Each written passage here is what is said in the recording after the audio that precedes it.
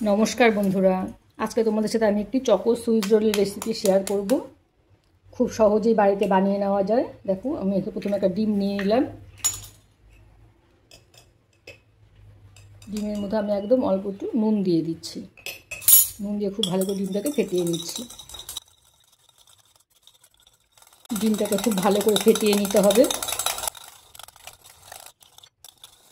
এখানে আমি দিয়ে দিচ্ছি 1 চামচ সাদা তেল। সাদা তেলটা দিয়ে আমি খুব ভালো করে আবার মিশিয়ে নিচ্ছি। তেল আর ডিমটাকে আমি খুব ভালো করে মিশিয়ে নিয়েছি। এখানে আমি 2 চামচ গুঁড়ো চিনি দিয়ে দিচ্ছি। ঘরের নর্মাল চিনিকে আমি মিক্সিতে গুঁড়ো করে নিয়েছি। 2 চামচ এখানে আমি গুঁড়ো চিনি দিয়ে দিলাম।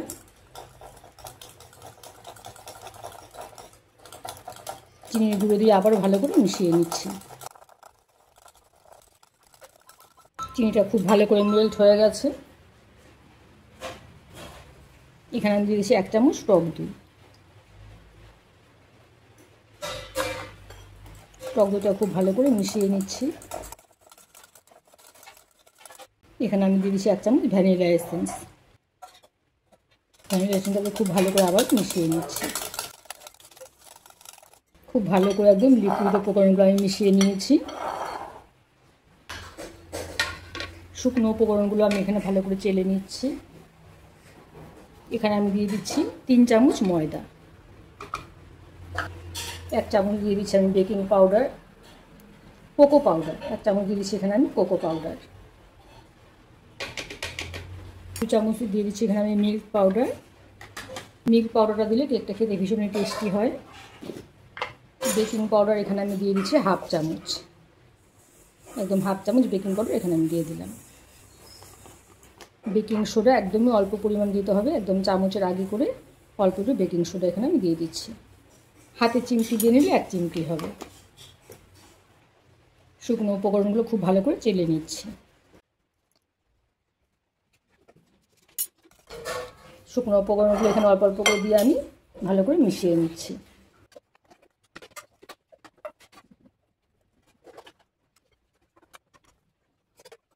এখানে আমি 1 চামচ দুধ দিয়ে দিচ্ছি। দুধ একটু প্রয়োজন মতো ব্যবহার করতে হবে, যতটুকু প্রয়োজন হবে। বাকি উপকরণটা আমি দিয়ে দিলাম এখানে।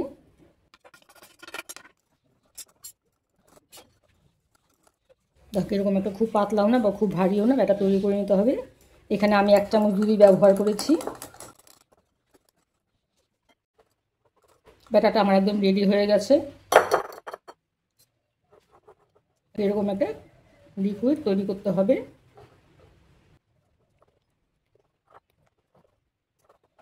কেক টিনটা আমি আগে থেকে তেল দিয়ে রেডি করে রেখেছিলাম। দেখো, এখানে অনেকটা তেল দিয়েছি আমি, যাতে কেকটা খুব সহজেই উঠে আসে। কেকের ব্যাটাটা আবারও ভালো করে মিশিয়ে নিয়ে কেক টিনের মধ্যে পুরো ব্যাটাটা আমি ঢেলে দিচ্ছি।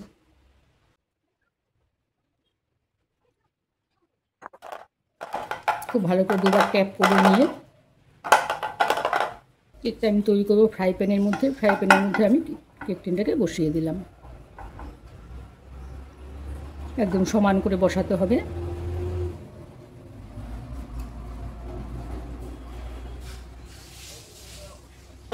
ঢাকনাতে ঢেকে আমি 40 মিনিটের জন্য অপেক্ষা করছি। গ্যাসের আঁচটা আমি একদম কমিয়ে দিচ্ছি। 30 মিনিট পর আমি দেখে নিচ্ছি কেকটা একটু। দেখো, কাঠিটা একদম ক্লিন এসেছে। 30 মিনিটেই কেকটা আমার তৈরি হয়ে গেছে।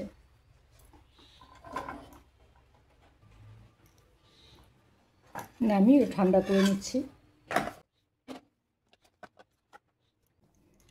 কেকটা প্রায় ঠান্ডা হয়ে গেছে, আমি নামিয়ে নিচ্ছি।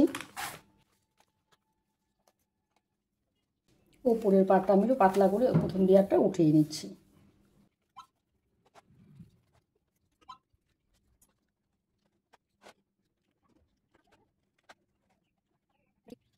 দেখো, এখানে আমি 2টো লেয়ার করে নিলাম। দেখো ভিতরটা কত সুন্দর হয়েছে একদম।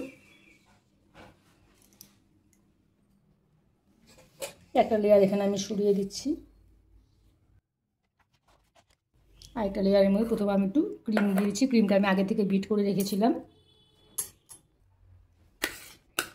বিট করা ক্রিমটা এখানে আমি প্রথমে দিয়ে দিচ্ছি।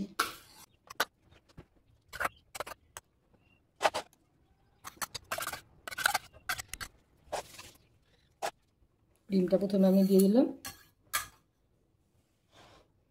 কিছুটা চকলেট এখানে আমি মেল্ট করে রেখেছিলাম, মেল্টেড চকলেটটা এখানে আমি দিয়ে দিচ্ছি।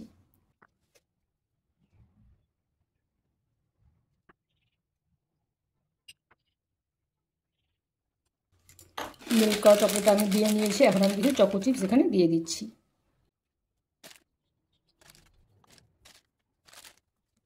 এই চকো চিপস এখানে আমি দিয়ে নিলাম।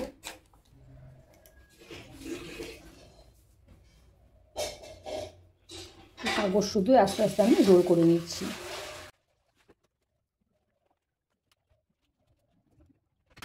দিয়ে আমি রোল করে নিচ্ছি, নিয়ে ফ্রিজে 1 ঘন্টার জন্য ফ্রিজ করে নিচ্ছি। চকো রোলটা আমি ফ্রিজে 1 ঘন্টা রেখে বের করে নিয়ে আসলাম। দেখো এখন প্রায় সেট হয়ে গেছে।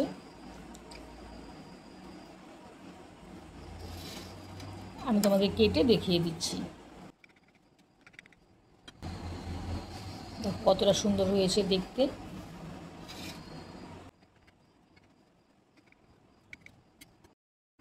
চকোরোলটা আমি ডেকোরেশন করে তোমাদের দেখিয়ে দিলাম।